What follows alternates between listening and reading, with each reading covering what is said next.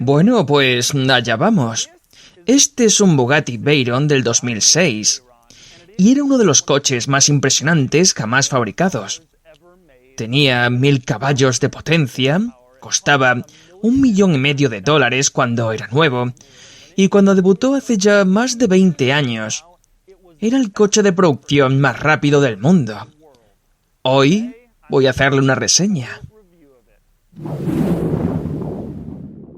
He tomado prestado este Veyron de CNC Motors aquí en el sur de California. Básicamente es el concesionario de coches de lujo y exóticos más importante de toda esta región. Tienen prácticamente de todo. He grabado muchos coches con CNC antes, pero nada como este. Y aún así, este es el segundo Veyron que tienen. Puedes ver su inventario cuando quieras en la página web. Pero por el momento, ahora volvemos al Veyron. Para mí, este es el coche deportivo más especial fabricado en su época. Algo así como el McLaren F1 de los años 90 o el Ferrari F40 de los 80. Cuando salió este coche, no importaba si te gustaban los coches o no. Conocías las cifras, porque todo el mundo las conocía. Estaban por todas partes. Velocidad máxima de 253 millas por hora, 10 radiadores, 4 turbocompresores, puede aspirar en un minuto tanto aire como el que respira una persona normal en 4 días. Se queda sin combustible en solo 12 minutos a su velocidad máxima y hay que cambiar los neumáticos cada 2500 millas y hay que cambiar las llantas cada tercer cambio de neumáticos. No importa si te gusta el Veyron o si lo odias. Tienes que admitir que es una maravilla de ingeniería, de locura y de extravagancia, todo al mismo tiempo. El Veyron se vendió desde el 2006 hasta el 2015, cuando finalmente fue reemplazado por el Chiron. Este es mi Veyron favorito porque es el Veyron original, el que nos cautivó a todos cuando apareció hace tantos años. Los modelos posteriores del Veyron eran definitivamente mejores. Estaba el Grand Sport, que era descapotable, y el Super Sport, y el Vitesse, que tenían más potencia, pero para mí este es el Veyron, el original, el que lo empezó todo. Independientemente de cuál tengas, todos son especiales. Bugatti solo fabricó 450 Veyron para todo el planeta durante sus 10 años de producción. Pero bueno, hoy es el día que estabas esperando porque hoy voy a reseñar un Bugatti Veyron. Primero voy a enseñártelo por fuera y voy a mostrarte todos sus detalles y características de uno de los coches más locos jamás fabricados. Luego lo sacaremos a la carretera para conducirlo y después le daremos una puntuación.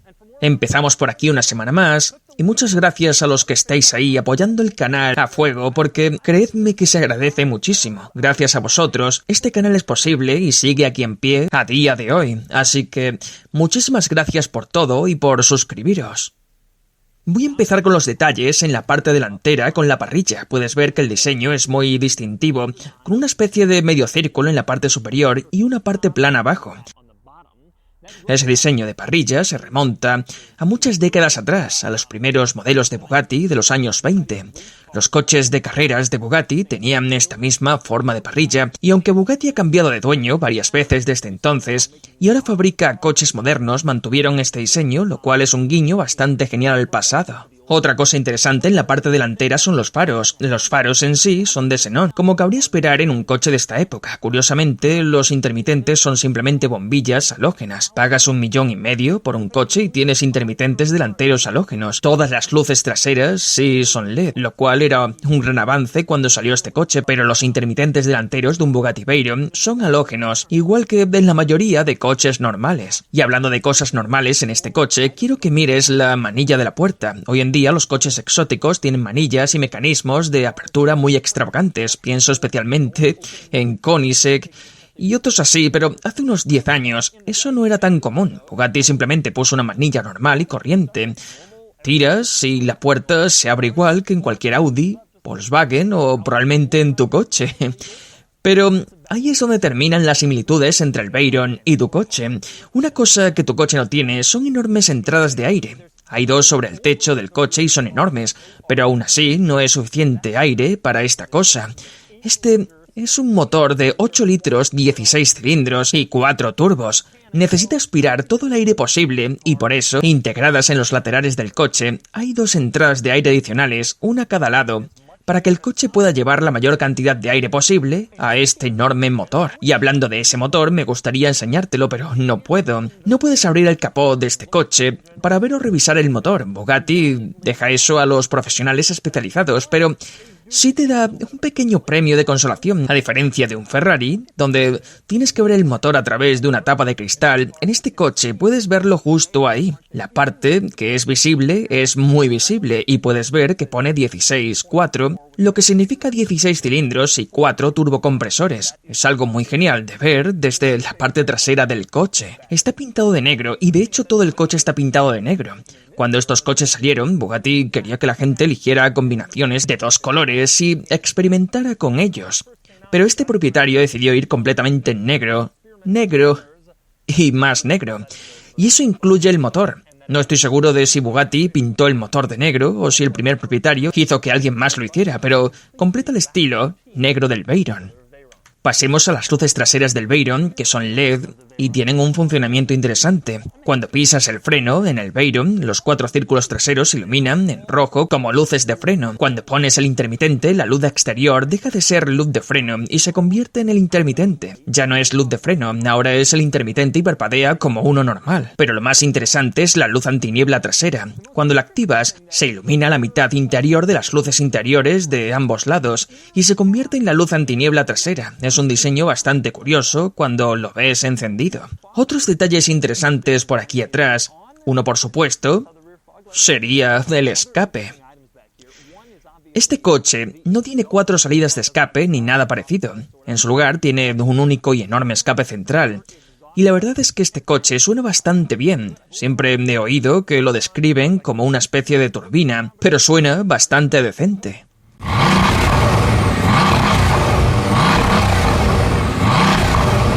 Otro elemento muy evidente que tenemos que comentar es el alerón, que es totalmente enorme. Antes de explicar el alerón, mira esto. Cuando arrancas el coche, el alerón hace una especie de baile. Eso es porque está comprobando que funciona correctamente cada vez que arranques el coche. Si no funcionara, aparecería un aviso en el cuadro de instrumentos para informarte de que el alerón está averiado después de hacer una pequeña prueba. Pero quizás te estés preguntando por qué es tan enorme. Bueno, en realidad no tiene que ser tan grande. El coche ahora mismo está en modo handling. Puedes ver que se baja un poco para acercarse más al suelo y tener mejor agarre, y entonces el alerón se levanta para proporcionar más carga aerodinámica, lo que también mejora el agarre en el circuito. Si sacas el coche del modo handling y lo pones en modo normal, el alerón se retrae dentro del coche, así que ya no se ve tan enorme ni agresivo, porque no necesitas toda esa carga aerodinámica. Además, el coche se eleva un poco de nuevo, y probablemente porque si estás en modo normal ya no estás en un circuito, estás en la calle y seguramente necesitas pasar por cosas como badenes o bordillos bajos. Un detalle interesante cuando estás en modo handling y el alerón está levantado es que si miras aquí dentro es bastante feo. No se molestaron en cubrir nada de esto. Puedes ver directamente el funcionamiento interno del alerón y la parte trasera del coche, pero en realidad es bastante interesante mirar ahí dentro y ver todos esos mecanismos. Supongo que Bugatti pensó que si vas a tener el alerón levantado, será cuando estés en modo handling en un circuito, listo para conducir de forma agresiva y quizás quieras ver las tripas del coche. He mencionado el modo handling y el modo normal, pero todavía hay otro modo interesante que tiene el Veyron, llamado modo velocidad máxima. Y acceder a él es bastante curioso. Cuando abres la puerta y miras hacia abajo, una de las primeras cosas que notarás es que hay un pequeño orificio para llave en el suelo, junto al asiento. Para poner el coche en modo velocidad máxima necesitas una llave especial llamada la llave de velocidad máxima, que tienes que introducir en ese pequeño orificio y girar para que el coche confirme que realmente quieres alcanzar la velocidad máxima. Si no introduces esa llave, el coche no alcanzará su velocidad máxima de 253 millas por hora. Tienes que estar en ese modo, y cuando entras en ese modo, el alerón se retrae completamente dentro del coche. El coche se baja lo máximo posible para ser lo más aerodinámico posible y así poder ir tan rápido como sea posible. Pero el modo velocidad máxima no es lo único interesante que encuentres cuando abres la puerta por primera vez. Junto a ese sistema puedes ver 2 pequeños botones circulares plateados. Esos botones abren 2 pequeñas tapas en el exterior del coche. Uno de ellos es para el depósito de combustible, lo presionas y se abre la tapa del combustible en el lado del pasajero, lo cual tiene sentido. ¿Y el otro? Si miras el pequeño botón plateado, verás un icono de aceite. Lo presionas y se abre una tapa en el lado del conductor. Ahí es donde puedes añadir aceite a tu Veyron. Recuerda que no puedes acceder al motor, no hay una tapa de motor que puedas abrir para añadir aceite. Para facilitar la tarea, en lugar de tener que desmontar toda la pieza trasera, algo que solo se puede hacer en el taller, Bugatti añadió esta pequeña tapa para que simplemente puedas echar una botella de aceite al motor. Otra cosa interesante que notarás en la zona de los pies cuando abres la puerta es que hay una pequeña palanca en el reposapiés del conductor. Si tiras, abre el maletero delantero. Así que vamos a ver qué hay en el maletero delantero de un Bugatti Veyron. Para acceder al maletero delantero, después de tirar de esa palanca en la zona de los pies del conductor, hay un pequeño pestillo aquí. Levantas y puedes abrir el maletero delantero. Y aquí está, el maletero delantero de un Bugatti Veyron. Hay algunos detalles interesantes. Uno es este pequeño panel negro que puedes ver dentro. ¿Qué es exactamente? Esto es lo que he descubierto. El gobierno de Estados Unidos exige que todos los fabricantes de coches incluyan una palanca de apertura de emergencia dentro del maletero, por si alguien intenta secuestrar a otra persona metiéndola en el maletero. Así la persona podría tirar de la palanca y salir. Pero esa norma solo se aplica a vehículos cuyo maletero tenga un cierto tamaño. Al parecer, ese tamaño es aproximadamente el de un muñeco, que representa a un niño de 3 o 4 años. Si ese muñeco no cabe en el maletero, entonces no es obligatorio instalar la palanca de emergencia. Así que Bugatti coloca este panel negro para dividir el maletero en dos secciones, y ninguna de las cuales es lo suficientemente grande para que quepa ese muñeco. Y eso significa que no tienes que instalar una fea palanca de emergencia de plástico dentro del maletero. Un detalle bastante curioso. Otro detalle interesante es la pequeña etiqueta de advertencia encima del maletero que dice: atención, la temperatura dentro del maletero puede superar los 122 grados Fahrenheit. La idea es que no quieren que pongas cosas aquí dentro que no soporten bien el calor porque puede calentarse bastante. También hay una pequeña placa en la parte delantera del maletero con una inscripción muy bonita, Bugatti Automobiles. Incluye el número de chasis y también dice país de destino, USA 3. Que envidia la vida en USA 1. Debe ser maravilloso vivir allí. Lamentablemente yo estoy relegado a la vida en USA 3. Quizás algún día. En fin, volviendo al panel de la puerta, hay algunos detalles interesantes que vale la pena mencionar. Uno es el icono de bloquear y desbloquear. Parece el típico icono de bloqueo y desbloqueo, pero la parte de desbloquear tiene un dibujo de un Veyron visto desde arriba. Pequeños detalles como esos son los que obtienes cuando pagas más de $1 millón por un coche. Pasemos a los interruptores de las ventanas. Parecen interruptores normales, excepto por una cosa. Funcionan al revés. Cuando empujas el interruptor hacia abajo, la ventana sube. Cuando lo empujas hacia arriba, la ventana baja. ¿Por qué? ¿Queréis ser diferentes, Bugatti? Otro detalle curioso es que la ventana no baja completamente. Esta es su posición más baja y aún así no desaparece dentro de la puerta, lo cual es bastante inusual para cualquier coche, y más aún para uno que cuesta tanto. Hay otros dos detalles interesantes en el panel de la puerta. Uno es que hay un pequeño compartimento de almacenamiento dentro del panel de la puerta de tu coche de $1,5 millones y que fue el coche de producción más rápido del mundo. Y el otro detalle es que el panel de la puerta está cubierto de alcantara. Esto no es tan raro, muchos coches tienen alcantara, pero este coche lo lleva a otro nivel.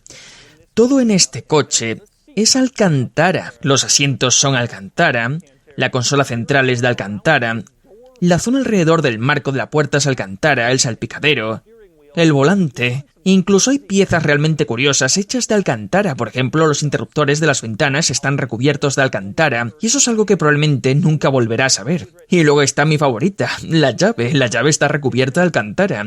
Ese es el nivel de alcantara en este vehículo. Básicamente todo está hecho de ese material. Hablando de la llave, un detalle inusual es que en realidad es simplemente una llave plegable de Volkswagen. Si miras un Volkswagen Passat de esta época, verás exactamente la misma llave, excepto que no está recubierta de alcantara y no tiene el logotipo de Bugatti. Ese es realmente el único cambio evidente que le hicieron, lo cual me sorprende bastante teniendo en cuenta lo especial que es el coche. Otra cosa curiosa de la llave es que solo tiene botones de bloquear y desbloquear. No tiene un botón para abrir el maletero delantero. Para hacerlo tienes que tirar de esa pequeña palanca en el reposapiés del conductor. Otro detalle que hay que decir es que entre el umbral de la puerta y el asiento hay un pequeño compartimento de almacenamiento bastante bonito, que por supuesto está acabado en alcantara. No podíamos esperar menos. algunos. Mencioné ese pequeño compartimento alcántara en el lado del conductor porque aquí, en el lado del pasajero, también hay un compartimento alcántara, pero es mucho más pequeño. Y la razón de que sea más pequeño es que justo delante hay otro pequeño compartimento alcántara. Abres y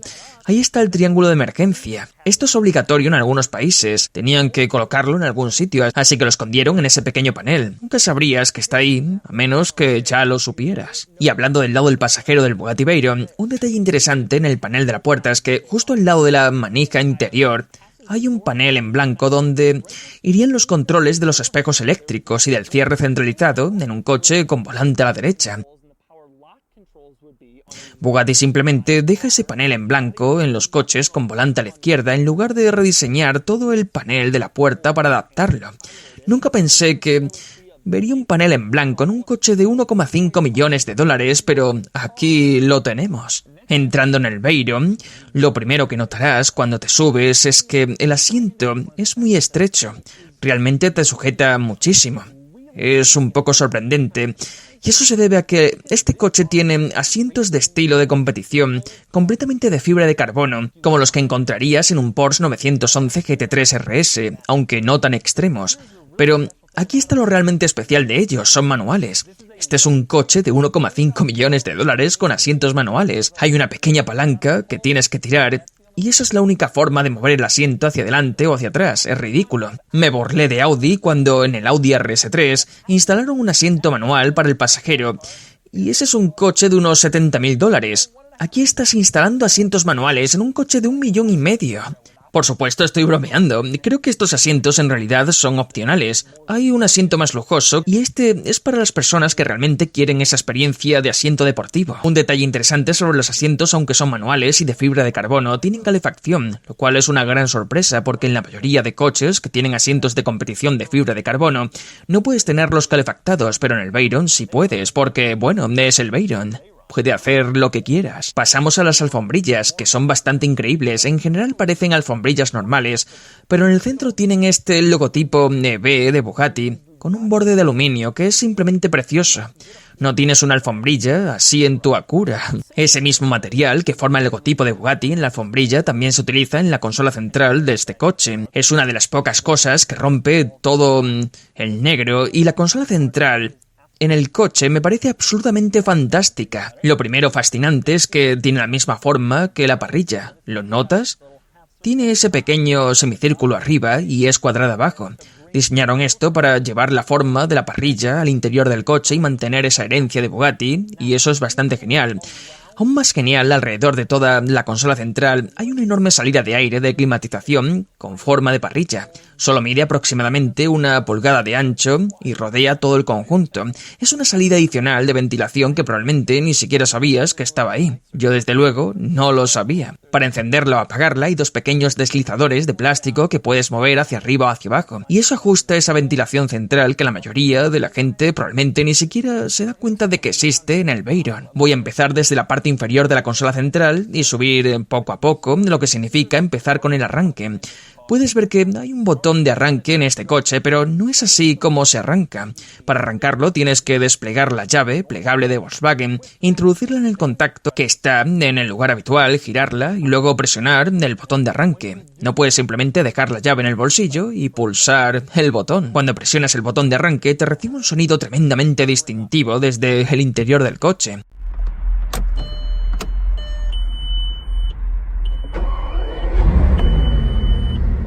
Encima del botón de arranque está la palanca de la transmisión, que es bastante extraña. De hecho, funciona de una manera un poco rara, pero es bastante intuitiva una vez que te acostumbras. La transmisión siempre está en una especie de posición central que equivale a neutral. Para poner marcha atrás, mueves la palanca hacia la izquierda, hasta neutral, y luego hacia abajo, y ya estás en marcha atrás. Si quieres poner drive, mueves la palanca hacia la derecha y estás en drive. Moverla hacia la derecha también puede cambiar entre modo drive y modo sport. Si quieres poner el coche en parking, presionas la parte superior de la palanca de cambios, la pieza de aluminio, y entonces el coche entra en parking. Y igual que en el Bugatti Chiron, este coche me molesta porque dice Press for Park, con Press en minúscula y Park en mayúscula.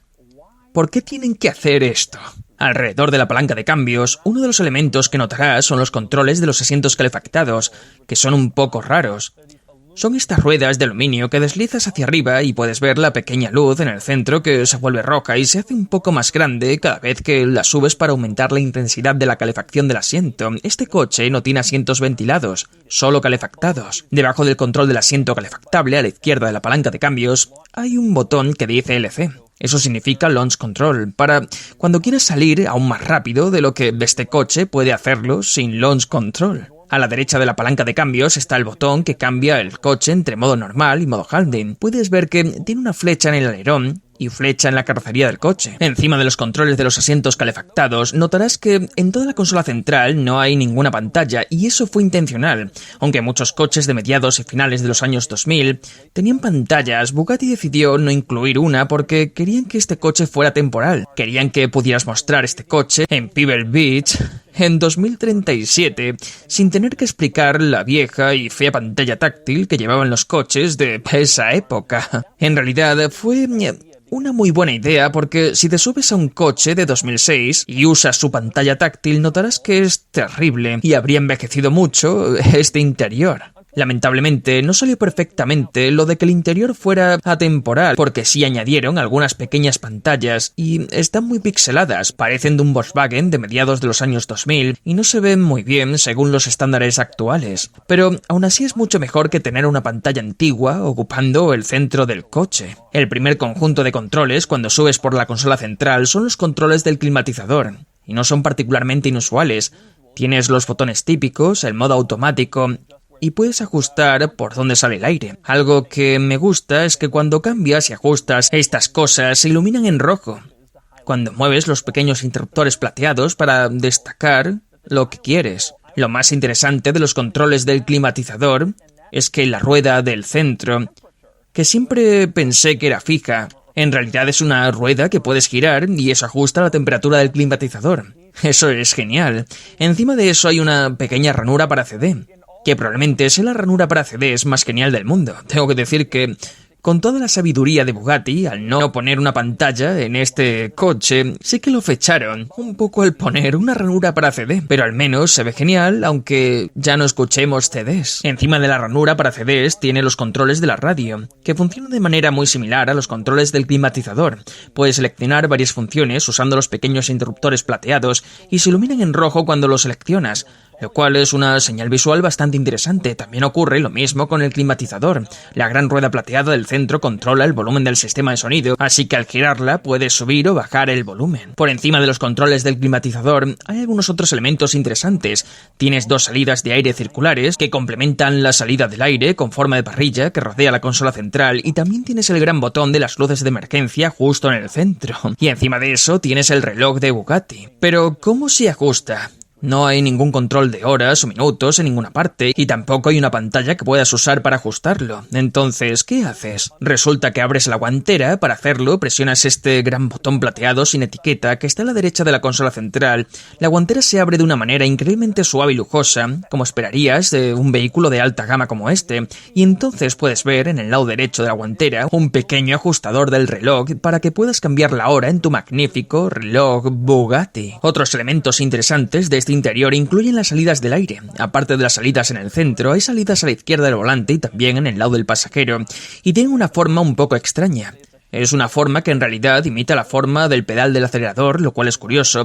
No es común ver que la forma de una salida de aire esté relacionada con la forma del pedal del acelerador. Un detalle que me gusta mucho en el coche, y tiene que ver con la consola central, es que no se abre y está terminada en alcantara, con una bonita costura blanca, pero Bugatti sabe que tener una consola central que no se abre es molesto, así que te dieron el premio de consolación más pequeño de la historia. Tienes esta diminuta pieza, con forma ovalada, que no se cierra justo encima de la consola central para guardar objetos pequeños, y no tienes una consola central completa, pero tienes eso. Lamentablemente, ni siquiera es lo suficientemente grande para un teléfono móvil moderno. Pasamos al techo. Justo aquí, al lado del espejo, hay un par de elementos interesantes, empezando por estos pequeños interruptores que encienden las luces del techo. Estos interruptores son de alcantara porque, por supuesto, lo son. Incluso la pieza que enciende las luces interiores en este coche es de alcantara.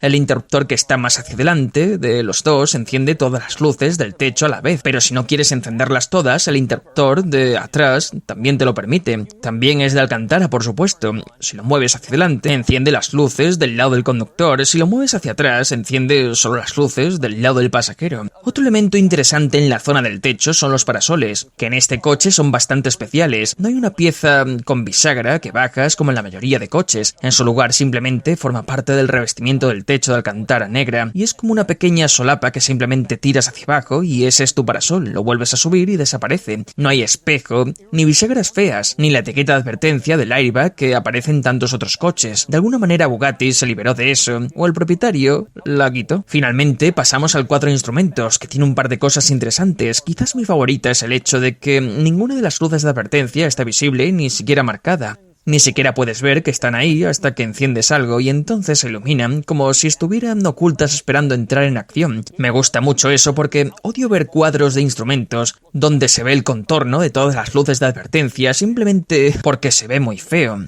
En este coche las ocultaron y es algo muy genial. El cuadro de instrumentos del coche, por supuesto, no es un cuadro típico. Si empiezas por la izquierda, tienes el medidor de potencia, que muestra cuántos caballos de fuerza estás usando en cada momento. Puedes ver que el último número es 1001. Este coche tiene 1001 caballos de potencia. Así que cuando pisas el acelerador a fondo, el medidor llega hasta arriba y estás usando los 1000 caballos. Justo en el centro tienes el tacómetro, como en muchos coches deportivos, y a la derecha tienes el velocímetro, que llega hasta las 280 millas por hora. No verás muchos coches con un velocímetro que llega a 280. También me gusta el hecho de que el velocímetro tiene un pequeño indicador digital de velocidad justo en el centro. Casi siento que lo pusieron ahí, pensando que en el futuro existiría Instagram y habría gente queriendo sacar una foto del número de velocidad. Lamentablemente el cuadro de instrumentos sufre el mismo problema que la consola central. Tiene una pantalla en blanco y negro bastante pixelada en el centro del tacómetro. De nuevo, no es tan malo como tener una pantalla antigua grande, pero tampoco se ve especialmente bien según los estándares actuales. Pasando del cuadro de instrumentos, tenemos las palancas detrás del volante. Son bastante estándar. A la izquierda está la palanca de los intermitentes, que se mueve hacia arriba o hacia abajo para activarlos y que también controla el control de crucero. A la derecha está la palanca de los limpiaparabrisas, bastante simple, sin nada particularmente especial. En el centro, por supuesto, está el volante del Bugatti Veyron, con el enorme logotipo EV. Presionas y tienes el claxon. ¿Y cómo suena el claxon en el Bugatti Veyron? Pues vamos a ver esa llamativa melodía.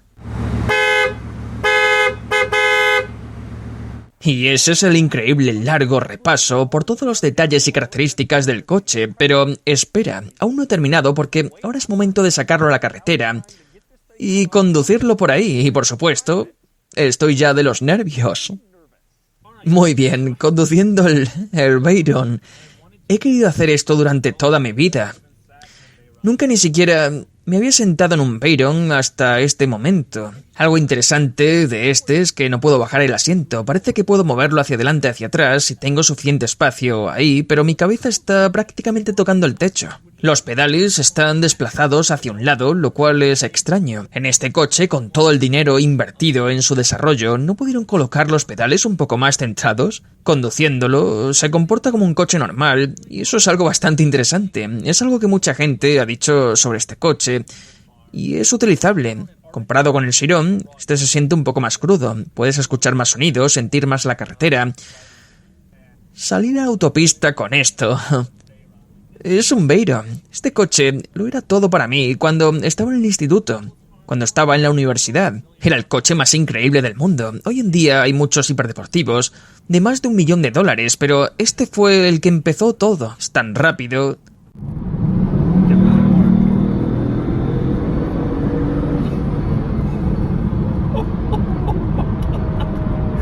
Es tan rápido. Es súper rápido. Y se siente enfadado. Este coche se siente mucho más agresivo y menos refinado que el Chiron. Pero casi de una forma positiva. Se siente más amenazante. No estás preparado para ello y te sigue empujando. Voy a ver otra vez. Es una velocidad a la que definitivamente no debería ir en la autopista. Y aún así parece que todavía le queda muchísimo más. Simplemente conduciendo sin ir demasiado rápido es bastante fácil. Los asientos te sujetan mucho. Pero, aparte de eso y del problema del espacio para la cabeza, es bastante manejable. Escuchas algo más la carretera que la escuchabas en el Chiron, eso fijo, y mucha gente dice que es como un Bentley, pero más loco. Los Bentleys tienen un poco más de lujo, la verdad. Ahora mismo voy a 80 millas por hora, a 2000 revoluciones, y el coche me dice que el consumo instantáneo es de 32,2 millas por galón. Lo cual sorprende, pero cuando piso el acelerador pone 8.4, 5.5. Otra cosa que me sorprende es que realmente siento que podría conducir este coche de forma casi normal. Claro, te daría miedo que alguien lo golpeara, aparcarlo por ahí y todo eso, que le sacaran fotos. Pero si asumieras todo eso, podrías vivir con este coche más fácilmente que con muchos otros superdeportivos. No habría nada como eso.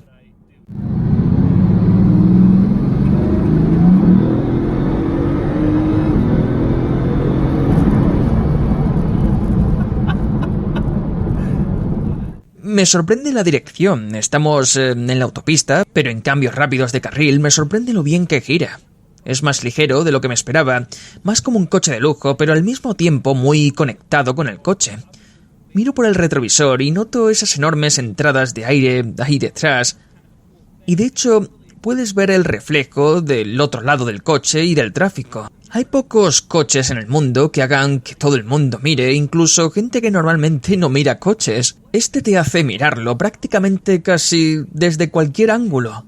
Ya sea que vayas por ahí fuera o que vayas montado aquí dentro. Es una locura, la verdad. Es súper rápido. El coche era algo muy especial para mí cuando era más joven y siempre quise conducirlo. Y te aseguro que es increíble poder hacerlo. Tenía pensado que me iba a sentar aquí y que no iba a ser tanto como, no sé, ya conducí el Chiron. Pero es increíble, porque ahora que he conducido el Chiron, sí, hay una versión mejor y todo eso, pero este fue original y aquí es donde empezó todo. Y así era el Bugatti Veyron. Ya grabé el Chiron, el coche que vino después de este, pero para mí no es lo mismo. El Veyron abrió el camino y el Chiron simplemente lo siguió. Yo tenía 10 años cuando mostraron por primera vez el concepto del Veyron y tenía 16 cuando finalmente salió como coche de producción. Recuerdo hablar con mis amigos en el instituto, en Messenger y en foros de internet sobre todas las estadísticas locas del coche. Normalmente cosas que habíamos oído la noche anterior en Top Gear. Sé que mucha gente piensa que el Veyron no es tan genial porque es muy caro y no es un coche deportivo puro para conductores como un Ferrari o un Porsche, pero para mí siempre será una de las mayores hazañas de ingeniería automotriz de mi vida. Y siempre quise conducir uno de estos. Ahora es el momento de darle a este Veyron una puntuación. Sumándolo todo, la puntuación total es de 67 de 100, lo que lo coloca aquí junto a otros superdeportivos insignia de los últimos años. Ya no es el líder en su categoría, pero es importante explicar lo increíblemente importante que fue el coche. El Bugatti Veyron abrió el camino hacia el mundo de los hiperdeportivos y para mí sigue siendo uno de los coches deportivos más importantes de toda la historia del automóvil.